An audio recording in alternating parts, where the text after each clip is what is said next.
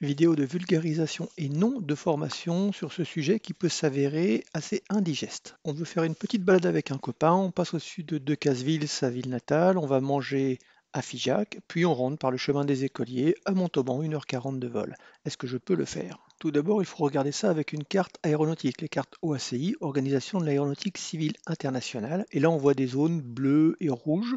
Ce sont les espaces aériens. Premier type d'espace aérien, le type A.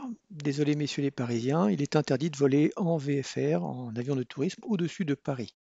Deuxième type, le type B, il n'y en a pas en France. Les types C et D correspondent à des zones où on ne peut rentrer qu'avec l'autorisation du contrôleur, ça correspond aux grands aérodromes.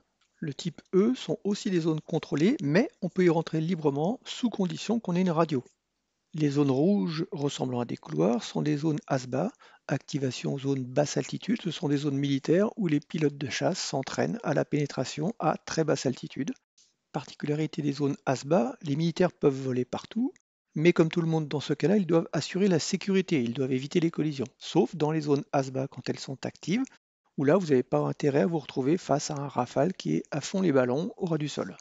Les zones R sont des zones restreintes, bien souvent des zones militaires, comme par exemple autour de Mont-de-Marsan, le home de la 30e escadre de chasse. Les zones D sont les zones dangereuses, donc à éviter, comme par exemple au sud de Pau, les forages du gaz de lac, où il est spécifié qu'il y a des émanations de gaz inflammables. Et enfin, on arrive au bout, les zones P pour prohiber, on en a une près de Montauban, c'est la centrale nucléaire de Golfech, donc s'il vous prend l'envie de la survoler pour voir comment c'est, si l'idée c'est de vous faire accompagner par un hélicoptère de l'armée de l'air pour boire un café à Agen, c'est une bonne idée. Et il nous reste les zones non coloriées, les G pour général, où on peut voler librement. Vu comme ça, du coup, pour notre petit vol, on a l'impression qu'on ne peut pas faire grand-chose. On doit passer dans des zones ASBA et la zone contrôlée de l'aéroport de Rodez et celle de l'aéroport de Blagnac. Mais en fait, si. Si on regarde la zone autour de l'aérodrome de Montauban, on voit deux cartouches avec des chiffres. Donc de 3000 pieds à 4000 pieds, 1000 mètres à 1300 mètres au-dessus du niveau de la mer, on est en zone E, donc on peut y rentrer sous condition d'avoir une radio. Et de 4000 pieds à 6500 pieds, on est en zone C, donc là on ne peut y rentrer qu'avec l'accord du contrôleur. Donc on peut passer dessous. Par ailleurs, les zones ASBA et les zones restreintes ne sont pas actives tout le temps, donc dans notre cas, là, elles ne sont pas actives, on peut passer librement.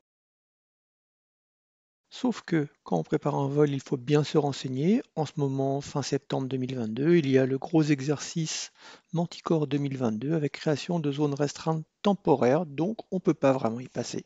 Mais c'est temporaire. Et pour finir, je ne ferai pas ce trajet, mais celui-ci. J'éviterai de passer au-dessus de la R202, le camp militaire de Caylus, activable un peu n'importe quand. Comme ça, en plus, je passerai au-dessus des gorges de l'Aveyron, c'est bien plus joli. J'éviterai de passer au-dessus de Villefranche et de Cahors, les aérodromes.